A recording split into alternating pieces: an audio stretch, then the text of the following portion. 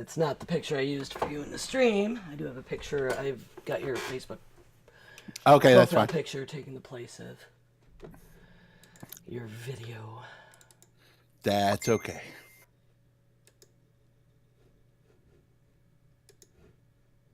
Okay, live. I do the sharing as well as I can anyway. Manage page. Heresy and Hearsay.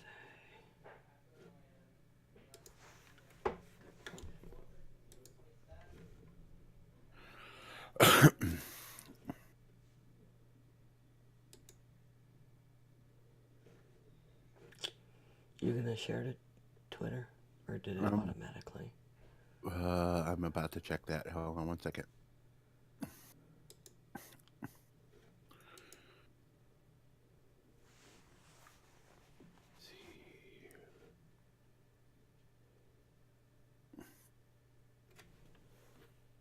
It did. Okay.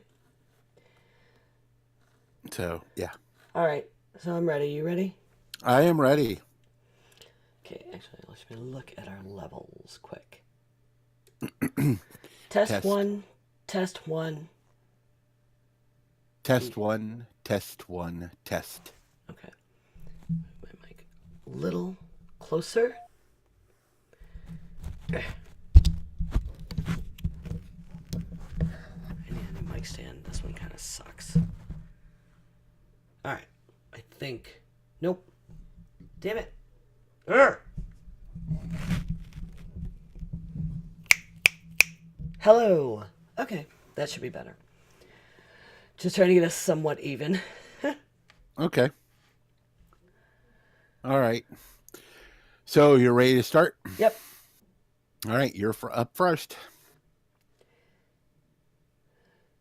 We here at Heresy and Hearsay would like our audience to understand that we may dip our toes into sensitive subjects at times. Today, for instance, we'll be talking about sexual abuse in the church. We understand that some listeners may have been victims of acts like these, and we wish to do no harm. If you have faced this type of abuse in the past, or are dealing with this now and need help, please reach out to 800-656-HOPE. That is 800-656-4673. On February 16th, 2016, Tim Minchin wrote, recorded, and did a video for a song called Come Home, Cardinal Pell. The song was calling out the chief of the Vatican's finances for supposedly covering up sexual assault when he was the archbishop and refusing to go back to Australia for a hearing about the cover-up. On February 20th, 2019, the news broke that Cardinal Pell was found guilty of abusing two boys in 1996 and was sentenced to over 50 years in jail. During this same week, the Vatican had a week-long summit to talk about sexual abuse in the church. We're going to talk about this subject, how it affects the church, not just Catholic, and how it also affects politics here in the U.S. Welcome to Heresy and Hearsay, a podcast reclaiming the faith in the context of political discourse. I'm Reverend Barney, and you can follow me at Seth Roth II. You can also follow the show on YouTube, Facebook, Twitter, and now we're on iTunes podcast. Just look for us. Look for Heresy and Hearsay. Please like, share, follow, subscribe to us. And as always, my partner in this, I'm September, and you can follow me on Twitch and Twitter at 9 of 12, and hear me on the Geek Grills and Trust Your Cape podcasts. We also have a Patreon site, Heresy and Hearsay. Please help us today. If you go to patreon.com/heresy and hearsay, you can give just like $2 a month, and it goes a long way to help us keep making this humble show. So let's talk about everything that's been going on. I took a course in college for my degree on marriage and sexuality.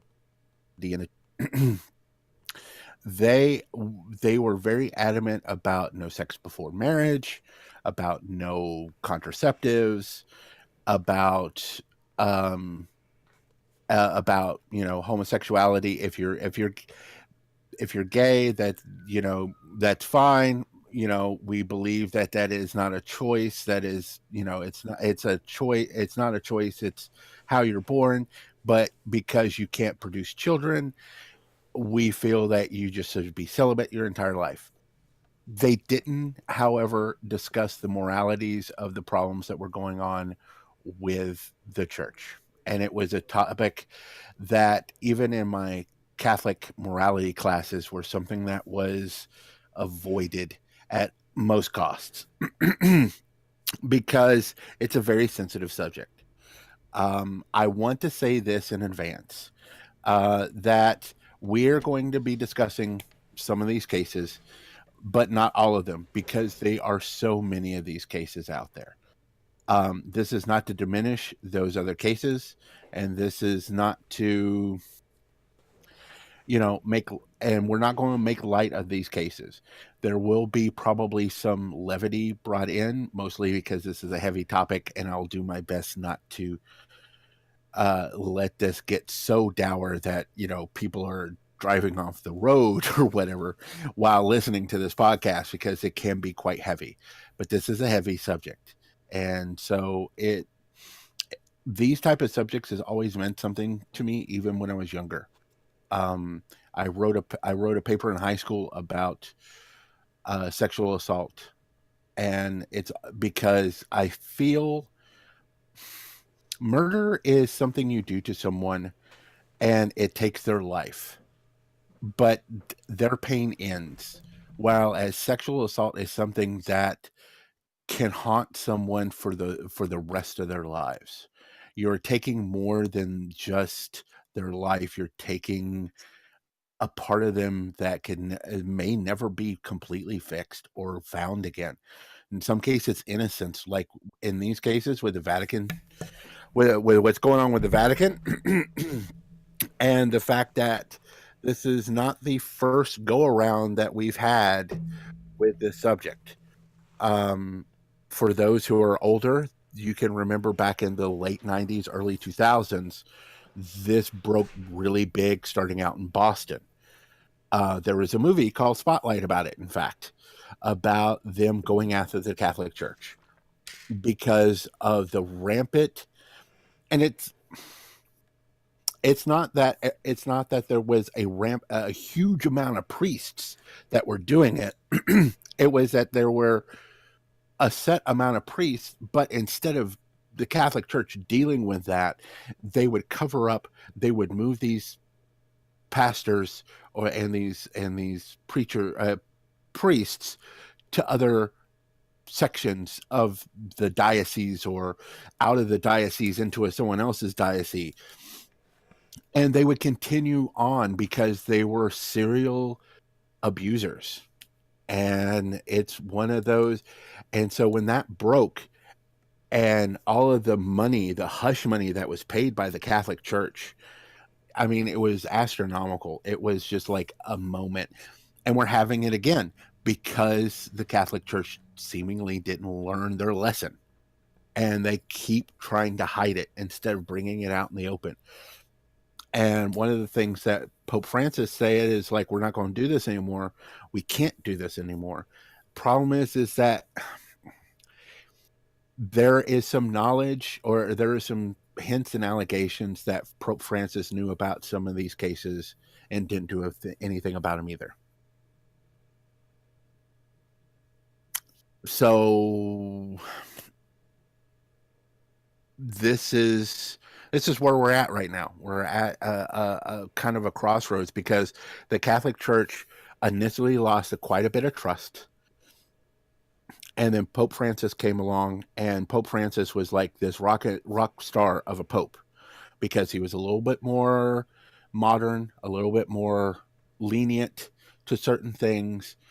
I remember when, I can't remember the disease that was going around for a while, down, especially in the tropics, where basically it could cause, it could be sexually transmitted, and if someone got pregnant, that baby basically was, I mean, it was horrible what that baby went through. And Pope Francis said, look, we don't believe in contraception, but contraception versus abortion, we're going to take contraception every time. So just protect yourself. And that was that sent Yeah, ripples. that's a huge deal. I mean, that's when that happened, and it's not an everyday occurrence, but they still haven't addressed that with the AIDS crisis in Africa as they should. Right. And I mean, they get behind destroying condom distribution programs Mm-hmm. without acknowledging that health thing just because they got to be on a high horse about contraception being wrong. Mm-hmm. You know, but so when he said stuff like that, it was like, oh my gosh, maybe they're changing their how they look at sexuality and stuff like that. Then all these cases started coming back up again, and new cases from the past that were still covered up. Like, I mentioned Cardinal Pell. This case, this information was like from the 70s is when it was, because initially he was not initially investigated for sexual assault. He was investigated because there was another priest while he was a bishop that was accused, and they basically, first off, they gave like $2,000 as compensation for this, and they really didn't do a whole lot of other things, and the priest was still able to go to other parishes and commit these crimes. So that's what the investigations were about, was how much Cardinal Pell knew about the situation. And then it came out that he was actually he sexually assaulted 2 boys as well in 96, 97. And I mean, the list of charges, this is Australia, and bully on Australia, because if this happened in 96 here in the United States, there's this thing that if we have, hopefully we have some international listeners, but some international listeners here in the States, and depending on each state that we're in, we have this thing called, I almost said it and I forgot it. It's where you have the time frame to like murder it doesn't have a time frame that you can convict, but there's a statute of limitations. There you go. That's it. Statute of limitations, which means that there is a certain time frame that you can basically take someone Within to trial. You can prosecute. Right. And in some cases, I can understand that, but sexual assault of a minor, that should have no statute of limitations. Australia, at least it doesn't seem to have one. If it does, it is a long one, because it's over 30 years that this happened. So, and he was convicted. He wasn't convicted. It was eventually, because of how much pressure and how much evidence was put on him, he basically just admitted to it, and then he was sentenced to 50 years. The problem is that this happened in December of this year, and we didn't find out until February, because of the fact that at the time there were other cases that were coming up, and I think it was the cover-up case, and they decided they didn't say, that is a guess, but they wanted this to be secret so it didn't influence that other trial, but they decided to drop that other trial, and that's why this came out. So we might have not have known for another several years, if they had another trial on top of this one, that he was going to jail. And the thing is, he's 77 years old. He is in solitary confinement right now because of his status in the Catholic Church. He is going to die in prison. Mm-hmm. And I'm pretty sure Australian prisons are probably not pleasant. I think any prisons are all that pleasant. I don't know. I don't know. What you're saying about Australians, that seems like a harsh judgment. Well, they were all prisoners at one time. I'm just saying. Look where the stock comes from. They know what a prison is. So, but no, I'm kidding. I love the Australians. I'm just never going to visit because as soon as I walk outside of Sydney, there's 1,000 bugs that'll kill me within 2 steps, and you have You're such a anyway. kid. Come on now. I'm afraid of spiders, terrified of them. That's why I have dragon fire Just shotgun go shells. go visit the Irwin people. They'll take care of you. They will make me want to touch spiders, and I'll be like, no. Well, if they made you want to, you wouldn't be like, no. But yeah. Well, let me rephrase. They want me to touch spiders. I'm like, No, they no. Anyways, so sorry, we're getting off track for a reason. Like I said, there's got to be some levity in there. So the problem is that it's not just the Catholic Church, though the Catholic Church is the biggest because it's the most organized. When you think of the Catholic Church, it does have a head. It does have an organizational system. Most churches here in the United States has a loose confederation. Like there's depending, like the Southern Baptist Association is huge, but it doesn't control everything that their individual churches do. And you have to, and well, the like then Presbyterians have a really big one too. and the Anglicans. Yeah. Is that the same as the Presbyterians? No. Okay. Jeez, you're the theologian. Those Catholics really keep you locked down over there, huh? They do. Look. They're happy that I just don't believe they're all a bunch of idol worshiping, pagans. They're happy I'm open minded about their saints. So, but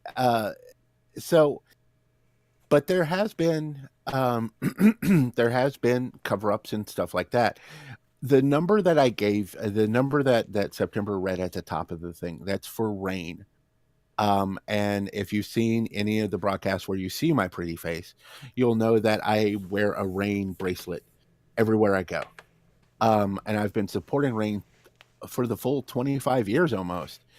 And the reason I started was because of Tori Amos talked about it and talked about I think it was just starting out or she brought it to Providence. But for those who don't know who Tori Amos is, she is a alternate. Back in the 90s, she was very alternative, very what I would call angry woman rock.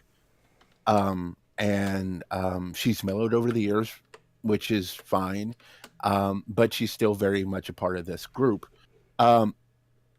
But she was also sexually assaulted as a child at a church camp, and no one believed her. And that is very common because these are people that are of God. These are supposedly godly people, and they take advantage of that. And it's not uncommon. There was here in the Charlotte area, there was this big church that went under because it came out of all the sexual abuse and misconduct that was going on by the church staff, especially the preacher and the elders, quote unquote, of the church.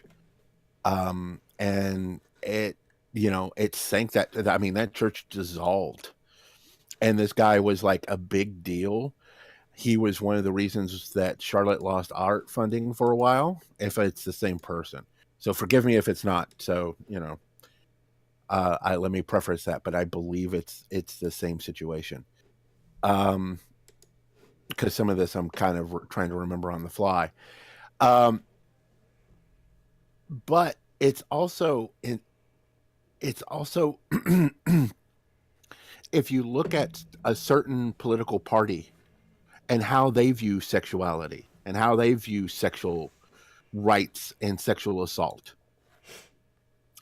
it's embedded in that culture that they have. It's something that that is not fully addressed. There is our president openly said that because of who he was, he could sexually assault women and get away with it. And that's And an interesting parallel to stuff we've talked about and everyone has talked about with the Me Too movement and things like, well, you brought him up last week, like Louis C.K., right? And mhm, the idea of using power, like the Amanda Palmer song. I don't know if you've seen that super powerful, like Mr. Weinstein will see you now yeah, video, right? And that idea of using your place of power to assault anyone. Uh, mhm, and right before the summit started, there was finally a defrocking, mhm, right, of Cardinal McCarrick, who was a cardinal in the Archbishop in Washington, mhm. I want to say.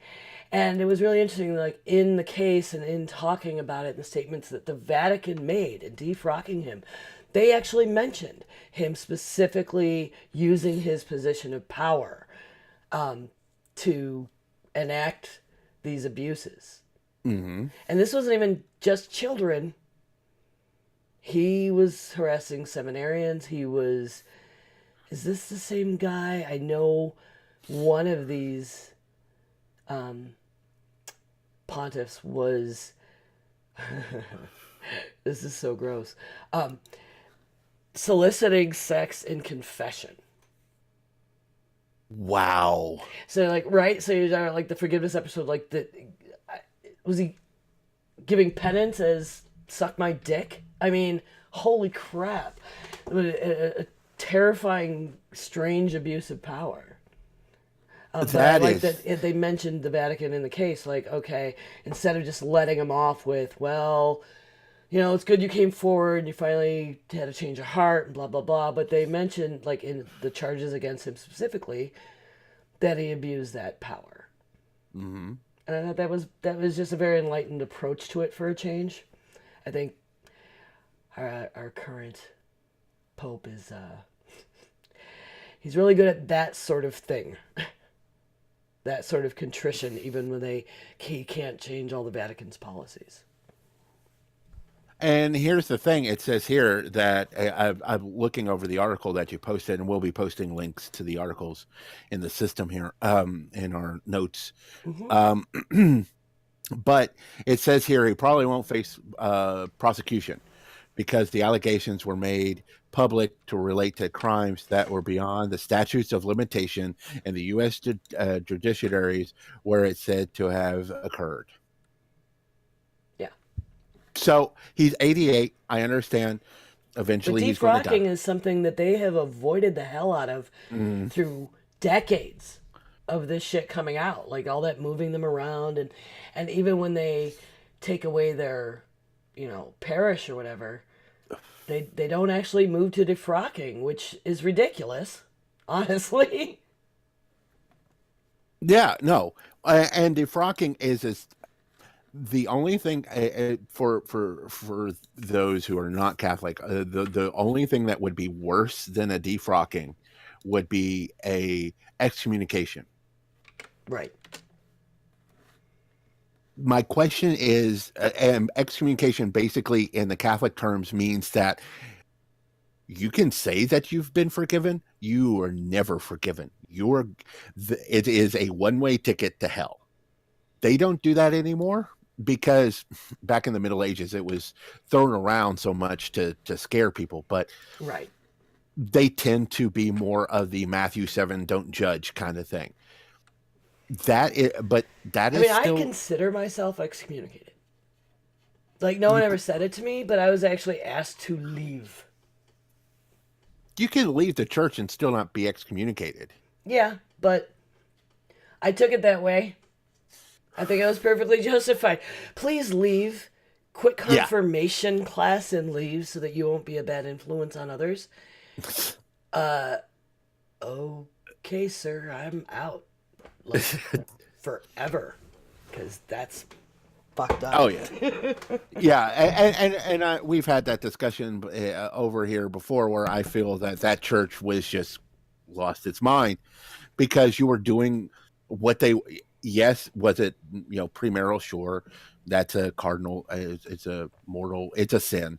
I don't know this sin. Yes, yeah. Look, it's a sin. You don't know the Um, hierarchy of sin, yeah, right? I don't know if it's cardinal or moral or whatever. Fine, yeah, it's a sin. But you were keeping the baby. All right. And that's what the church wants you to do. And I'm going, okay, yeah. So that church obviously was very conservative, It or wasn't. uh, Though that's like the craziest thing. They were doing face to face confessions, communion in your hand before a lot of churches were. They had like a folk band.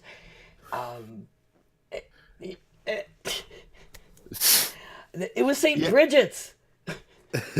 Well, to be fair, you also said, didn't the pastor or Oh, yeah. someone that there was also some Other abuses, dalliances? junkies. Yeah. Yeah. Yeah. So they were, how It is was it? broken. Well, the leadership was broken. It was a wonderful church and a good community otherwise. I they were what's the term where you're putting your sins on someone else or your crimes on someone else? You know Projecting? what I'm? Yeah, they were projecting. So it's like, yeah, that's what they were doing. They were projecting on you, and that's not fair. Um, but yeah, I was just reading over this. So basically, the one of the boys, he was abused since the age of 11. Yeah. Okay, and here's the thing about this kind of abuse and stuff. If a teacher, if a parent, if, I'm talking children right now, teacher, a parent, a priest, does someone who is in that kind of power and you're that age, these are the people that there is a quote, and I know it's from someone else, but I know it from The Crow. Mother is the name of God on the name of God on lips of children everywhere. And these people are basically these children's gods.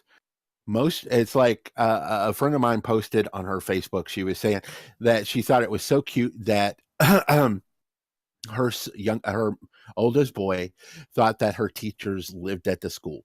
And you know what's funny? I used to think that too when I was, this child's age, which was 5 or 6. I mean, because your world is so wrapped up in this kind of stuff that if a relative that is trusted by the family, or if a church person who is just trusted by the church does these kind of horrible acts to you, you don't know what to do. Mm-hmm. And there has been some effort in trying to educate children, but it's only, and I hate this, it's only goes so far, and it only goes so deep into specific communities.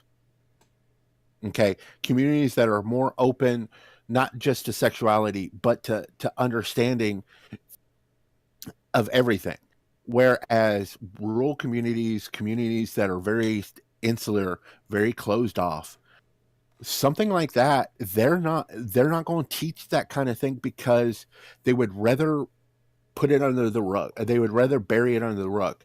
There was a speaker at my college who basically was railing against what he called the victim nation, which was basically stating that people prefer to play the victim and use court systems to get justice versus using a community to get justice. And the people who were sitting next to me moved over a seat, because the rage that I was feeling obviously was projecting out of me. Because how dare you? Because you are in the Catholic community right now, and this is why they use the court system, because the Catholic Church has covered it up. And it is not a victim nation. It is not a victim mentality. It's a mentality of the authority figures that we were taught all our lives were good and moral people aren't. Because even let's say you go and you speak to the archbishop or bishop, all right, because I know that hierarchy basically. It's priest, bishop, archbishop, cardinal, and then pope. If I'm, am I right? You're my. They don't teach that hierarchy in the church. Really? That's weird. Yeah, yeah. Well, it's Yeah, I not. think you got it right. Yeah. So I'm I distracted doing that's okay. techie so things. so let's say you go to the bishop and say, "Hey, this priest has been touching me inappropriately." Oh, my child. Well, don't tell anybody.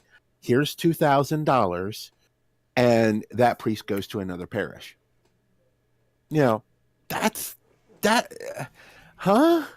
That makes no sense to me at all. As a human being, that makes me crazy. You Well, know, yeah. I mean, it's and, corrupt, and they have to protect themselves. So well, and here's the situation: they are afraid of being sued, and I can understand. That's fine. they're afraid of being dismantled and losing all their power. And Hmm. it's amazing it hasn't happened. Well, if they keep doing this, it's going to. Well, we can hope. Well, no. I mean, don't throw the baby out with the bathwater, right? Like, Yeah, because I want to state this that not every priest is a for a lack of a better term a diddler. Not every priest is uh, is searching for a new victim. In fact, most of the priests and monks that I have dealt with and nuns I've dealt with are wonderful human beings that I honestly don't aren't into that, are into the church because they honestly and truly believe in the church. And the church does, for all of its sins in the past and present, does good works. They do a lot of community building and stuff like that. I wish they did more because the church is rich. Let's be fair. The now, church do we is. have any idea, statistically, whether this is more prevalent? Because I would almost bet it is in the Catholic Church, where celibacy is their policy, compared to other sects of Christianity, where not so much. Because one would, in my mind, celibacy as a policy would draw someone who was a pedophile or who was uncomfortable with sexuality in general because they think through God I can be better, right?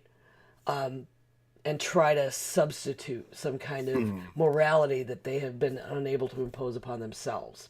mhm. And so that might be an extra appeal of the Catholic Church from those sort of people. And it's not, and I wanted to ask you because I don't know what, I mean, I've read the Bible, I read a few different versions. I don't see it anywhere. Like, I still don't know where the Catholic doctrine became that and why. And it just doesn't seem right and natural. And I'm looking at cases, I mean, the stuff about nuns came up again right before this big conference, too. Mhm. And years of nuns being abused by priests and Mhm. impregnated and forced abortions and then denying babies that the women did have. And there's a very particularly crazy, back during the AIDS epidemic, there were a lots and lots of examples of this in Africa. Mhm. For this New York Times article I'm looking at, many examples came from Africa where priests were said to have turned to nuns for sex during the spread of AIDS. One sister at the time, Maura O'Donoghue, wrote of a case in Malawi where priests impregnated nearly 30 sisters in one congregation. And when they complained to the archbishop, they were replaced. Wow. Because nuns are like, they're fodder. You can never become a priest. You can only raise so high in the hierarchy of the Mhm. Catholic Church as a woman, and the nun is it. They cannot perform sacraments. You just can't. But to also be treated that way, but just that how many other people, children on these missionary, congregations in Africa were Mm. being abused before that. Then it was like, oh, well, shit, I could get AIDS, so I'll take this nun instead.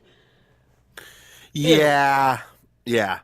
And again, there's the silence. So it there a bit of a history lesson and a bit of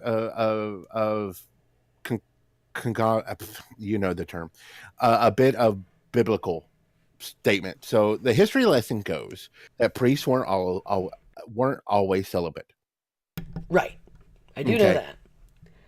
And part of the reason why the church and governments pushed for celibacy is because the priests and the priests' families were inheriting land, and so they were gaining political power as well as spiritual power, and that's why one of the reasons why Jefferson and them really saw that kind of stuff, especially with the Church of England, but also the Catholic Church, that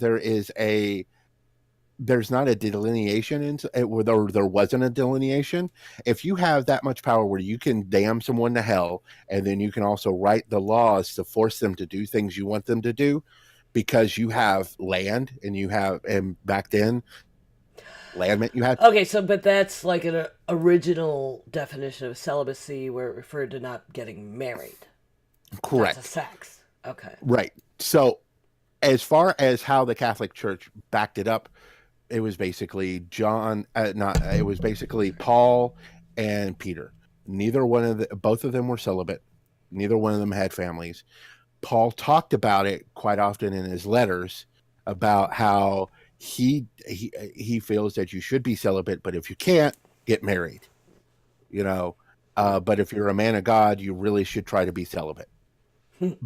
But here's the other thing that you have to understand. During that same time frame, they believed that Jesus was going to come back in their lifetime, and so they were basically apocalyptic, and they didn't want, they felt that there was no point in having children, because the end of the world, Jesus was going to come back on the second coming, going to bring the new Jerusalem, and there was, then no one dies anyways. So that was part of that culture during that same time frame. So that's why they were celibate, and that's why a lot of the early churches were in danger for a generation of dying out immediately, because of the fact that they most of them practice celibacy. Yeah, I found a really good wiki article. I will link in our show notes for people. So that's kind of the both theological and situation, as well as the historical reasoning. In a nutshell, it's more, there's more to it. I mean, I did a intensive study on middle ages history. I own like a couple of middle ages history books that I read for fun. I know I'm strange, but so and they talk about it quite extensively, about the priesthood and them getting land, and then this coming down afterwards. Um, so that's part of it. The celibacy thing, I don't want to give too, because that is something that's been brought up before, about that, and it's also, in the past, it's also been brought up that these priests may be homosexual, and to demonize them further, and therefore also demonize homosexuality. Hmm. Um, so it's a very touchy subject. As far as statistics, that would be hard. The reason for that is, again, because of just the structure of the Catholic Church versus other denominations, that there's more record keeping. They're kind of like the Germans and the Nazis. They do a disservice by creating records, though and an article that I linked talking about the third day where uh, the German priest or the one of the German bishops talked about how records were made and destroyed, or they weren't made at all Yeah. on the cases that what happened that he was aware of. Mm-hmm. Um, and the other thing is I looked up a wiki article about this, and I know wiki is not the best. We all know that. Yeah. Um, I had this discussion with my kid the other day. Wiki is actually freaking really good. I mean, always page. My suggestion using Wikipedia is go all the way down to the bottom first and look at the references. See if it right. is a good, solid bibliography with ISBN numbers, and then it's as good as you're gonna get, man. Like it. Right, and it's a good jumping off point. This is how I look at wiki. In college they don't want you to ever cite wiki, and that's fine, whatever. Yeah, I What think I it's typically do, obnoxious, but however, is I use wiki as a jump off point. I will read the wiki and I will find the things that they have in the system, and then I will use the references they use for right. whatever I'm doing. It Because I mean, makes I'm a lot looking at more. the celibacy history of the Catholic Church celibacy thing, and it has 66 references with ISB numbers in the Mhm. bibliography. I mean, that Yeah, that stuff from the Vatican councils. I mean, it's and, really freaking solidly researched and validated. and if you look at the Catholic Church sexual abuse cases, this is in the Wikipedia. It has references of almost. It has 351 references. Hmm. So I mean, it's a good article and it's a good place to jump off. But and then there's notes on top of that, on top of what they've already done. I mean, it was really good. Uh, but and then they talk about films and documentary. Right. So don't apologize for using Wiki, man. Okay. Just use it responsibly. Yeah. Okay. So one of the things that I noticed in the wiki, however, is because they kind of have a sort of a breakdown of the prevalent cases, and it's Australia, Austria, Belgium, stuff like that. There's not much talk about ones in South America, and there's not ones talk much, if at all, in not saying that there's not any there, you know. In where? Oh, Africa? Yeah, in You Africa. cut out for a second. So. I'm sorry. So yeah, I'm not saying that there's not any because I'm sure there are. It's just that it's not been as made prevalent because again, you also have to look at where the concentration of news is, where the concentration of technology is to get this kind of information out. I think that if you were to break it down more, there would be a lot of there would be a lot more cases in Africa than we would know about. And even here, it discusses the debate over the causes, and it's like seminary training, impact of psychological from previous decades, pedophilia, and then it's gay, priest, and homosexuality. And then it talks about clerical celibacy as one of the possible things, and also the male culture in the church, priest shortage. Because look, being a priest in this society right now, and I need to look this up, um, is I think the Catholic Church, the Roman Catholic Church, to be fair, is the only one that requires the celibacy. I don't even think the Eastern Orthodox requires it. I almost want to say that they don't. That it is only the Catholic Church, the Roman Catholic Church. And so, I thought about, my mother used to tell me for all my life that I would either end up being a lawyer, a politician, or a preacher. The Catholic Church is they have a wonderful program as far as teaching is concerned, and as far as education. They pay for a lot of your education. If you're a monk at the college that I go to, you get basically free education. You know, Right. you know, and I like education. That's great. So, uh, but the problem is, it's this whole celibacy thing. Not a fan of the celibacy thing. There are other Christian sects that require it. Shakers. I mean, that makes sense. Hmm. Couple other small ones I haven't heard of. And there are other religions that encourage it. Yes. But here's the thing. I'm pretty sure that to be a rabbi, you have to be married.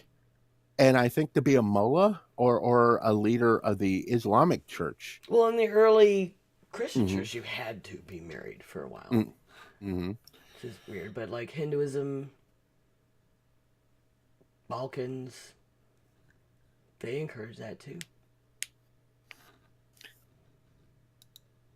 And is it healthy? That becomes a health question, not so much about physical health, but about, you know, Yeah, I really don't think it is.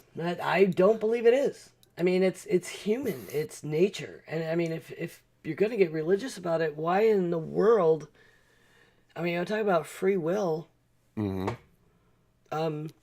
It's such a basic natural instinct that how is denying it? You know, I mean, I don't know. And the cat. Asceticism is such an extreme, and this reeks of that to me, right? Hmm. That whole torturous self denial. Like, what about being abstinent would just make it so you can think about Jesus more? It's not going to be what you're thinking about more. No, especially if you're a monk at a Catholic college. Right? Especially, oh, and you're, just hanging out, changing with the altar boys with the naked guy on the cross hanging there all the time. I mean, sorry. He's got a loincloth on. He's got a loin. He's He's. mostly naked. I'll take mostly naked. He also looks, And usually really muscly, which is but sure. but in a but in a And kind white, of, but that's another discussion. but he's also, he's muscular, but he's also in that Iggy Pop muscular way. You know what I'm saying? His beard for like a Jew in that age is really well trimmed, always on crucifix. What? Like, Yeah, and he's a Nazarene, which means you're not supposed to cut your hair. right? So, So it yeah, should be no, longer. Right. yeah, he should look like, he he basically should look like a hipster. Yeah, I'm just saying. Only I don't think Jesus would ever do a man bun, and I appreciate that for Jesus. Stop it. That's just practical. I'm not going to fault people for man buns because I throw my hair in a bun all the time. I have a I ponytail. think That it's is sexist to bitch about that. I am not being sexist. I think it looks silly. I have a ponytail. I have really long hair. I throw it back in a ponytail. That's good enough. A bun is just. All right, so I was just having this discussion on the way home, and I know this is off topic, but I was seriously like, my hair is super thick, and I need some bigger elastics, and I might have to make them because to put my hair in a bun, once I get the ponytail up and then into a bun, I can't get the elastic over the giant wad of hair. But I go to the gym, and so Right. a ponytail means that once I get on any kind of machine for shoulder presses or something, my head is stuck. A Oh, ponytail will like trap me. yeah, I can see Yeah. your So a point. bun, practical I- purposes. And here, okay, I look. It's a well documented thing that there are certain things that will just send me off into an anger tangent. Yeah, yeah. The I'm just saying hipsters you're are. being sexist, not giving guys credit for man buns, thinking they're just doing it for some kind of hipster reason instead of it's just practical and they should be able to do that. If it's for a practical, I will concede a point. Like If it's it's for not, it's 100 degrees out. I shouldn't have to wear a bra, and that guy can totally take his hair up off his neck. I, you know what, I can't argue with that because I believe women don't have to wear bras if they want to. It is Right. it is a man-made contraption I mean, For granted, I like wearing it. They could use a little lift, but I don't. Not all the time. Not not when when it's it 100. not when we live in the South, and we live in the South where it also gets like 100 degrees and you can drink the air. So no, I understand. I'm just like, yeah, I have man boobs, and I understand that that's flop sweat anyway. So I'm just like, I can only imagine what women are going through while Hey, wearing this Bernie, contraption. Yeah. we have a question from our chat room. Oh wow. Okay. We are being asked if we believe in the geocentric model of Earth. I mean, that's way off topic. The geocentric, where Earth is the center of the universe. No. No. I mean, I love you. Clear thinker, thanks for being here. Thanks for asking. But no, science. Yeah, We're good. I am a believer of science. I am a believer of, and that's a subject for another day. But some of my friends get upset when I say things like "I believe in science." I've seen some really good papers too on from scientists who are like, no, it doesn't have to mean you don't believe in God and vice versa, and really good papers on that. And you know what? Another reason I appreciate this question and all feedback, I think we should perhaps put that on our list of topics and talk about things like the geocentric model and flat earthers and science versus religion. That would be a great show. I think that the first two topics I would just go no, and then move on. The other topic, yeah, I'm like, But it could be interesting to delve into like that point of view and why persists. because it's the same. Honestly, I equate. I will be honest with you. I equate flat earthers with the same people who handle anti-vaccine, Okay. and that is that they want that they are basically wanting to deny science for one reason or another. I belief in science. Right, I but have there are political contexts to that. Just saying. That's true. And we can discuss that. Yes, we definitely can. And that is something I do want to talk about. There's a couple other topics I want to reach out to first, but we will. That is definitely some. We'll look for that in April. That will give me time because there's some research I need to do on that. Yeah, I'm gonna but apologize for my own typos in the chat while we're here too, because I'm producing. I'm using two keyboards, two computers. I'm trying to do a show. So, all right. so Is there anything else we need to cover about so this horror in the Catholic Church? Do you think we're now that there seems to be more action, right? We went through this in the 80s and 90s, and seems like more shuffling of pieces and hiding has gone on, more destroying of records. But now, I mean, having a big worldwide conference, defrocking actually happened, the Vatican taking action and acknowledging this shit. Do you think it can be cleaned up? I think it's related in part to the Me Too, like people coming forward, being emboldened, mhm. and it may be cascading into the church actually getting some meaningful reform on this. I hope. I mean, I don't care a lot. I'm not Catholic anymore, but in general, because it is a big group of people, I would hope that the world becomes better for this. Right. There's got to be a lot of work. And here's the thing: I don't think it can be done with one administration, with one Pope administration. They're going to have to rebuild trust from the ground up. There's going to have to be a lot of transparency, a lot of it.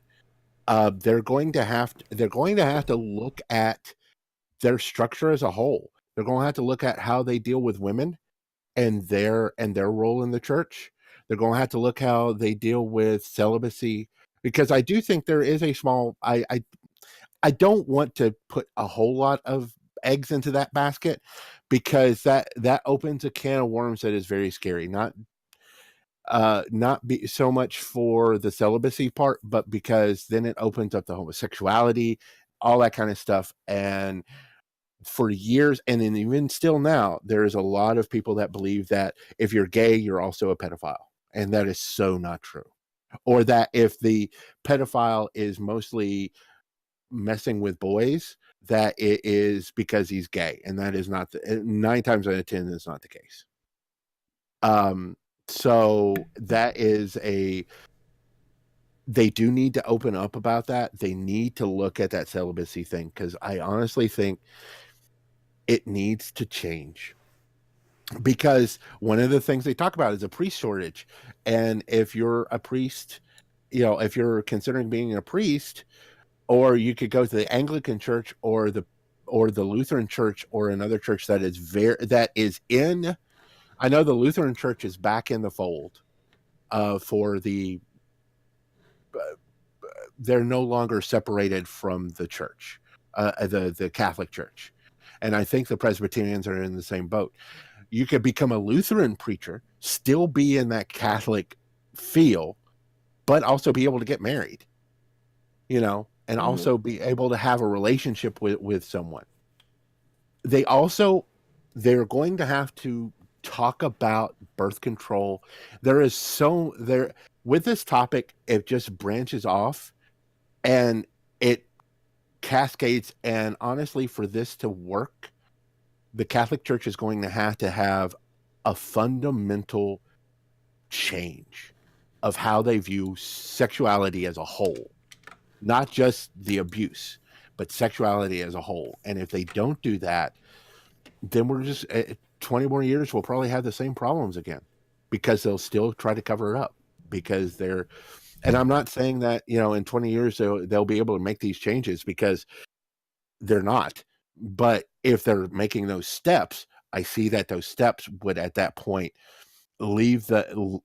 be able to keep this open and transparent to where it doesn't happen as much. Don't get me wrong. There is no quick fix, and there is no end, unfortunately, because there are always going to be vile individuals who will take advantage of their power and their authority against the weaker people. And there are people that are deviants, that are always going to do wrong. It's just the nature of humanity, So, but I think, a priest that is found out to be doing this won't get the chance to do it at another parish if they start making these steps of fundamental, deep root changes when they deal with sexuality. Because if they don't, it's not going to change. Okay, good. I know that sounds so depressing. I'm sorry. I'm just like, wow. Yeah. But I mean, tell me, is that not how you kind of see it from the outside? Yeah. That they're really going to have to deal with women. There's a lot of work to do. I hope they do some more. Yeah. So next week, we may do this at night again. I don't know. It depends on how September feels. I kind of like the night versus the morning, because I'm awake at night. I'm not awake at 11 o'clock in the morning, but we'll figure something out. Sometime next week, we'll have another show. I'm thinking we'll probably talk about race. I know we don't have any special guests, and it'll be a cis heterosexual white male talking about his privilege, but I will do my best. But there's the Green Book won, which is won the Oscar, and basically that set Twitter off, especially, and it set off a lot of old memories of driving Miss Daisy and what happened at that point. So, and Crash as well. So we need to look at race. We need to look at especially with our wonderful president and how he deals with race, right? Because that came up this week too. And we may talk about the news as well. So, do you have anything else? Nope. Okay. All right. So, again, this is Heresy and Hearsay. You can follow me. I'm Reverend Barney. You can follow me on Twitter at Seth Roth II. You can also follow the show on Facebook, Twitter, YouTube, and we're on iTunes. Are we on any other streaming right now? No, it's broken. Okay, it's broken. We also have a website, which is heresy and hearsay.com. You can go and listen to these shows there You too. can listen to every episode there. And so, and of course, my partner here. I can be found at 9 to 12 just about everywhere. And check out Geek Grills and Trust Your Cape podcasts as well. And they are available everywhere. Apple didn't break them. We're still working on the Apple thing. I promise. We were approved and then unapproved, and they changed some rules, and I'm working on it. So we'll get back to everybody's podcatchers eventually. I don't know how one platform broke them all, but I'll fix it. I will. All right. So Anyway, with that, till then, yep. bless your heart. Bless your. Okay. So we actually had someone ask about geocentric. Okay. Oh, I know, and I don't know. They're probably still right there. Somebody in Clear Thinker asked that, and then are we aware at the 7 days of creation directly contradicts science, but then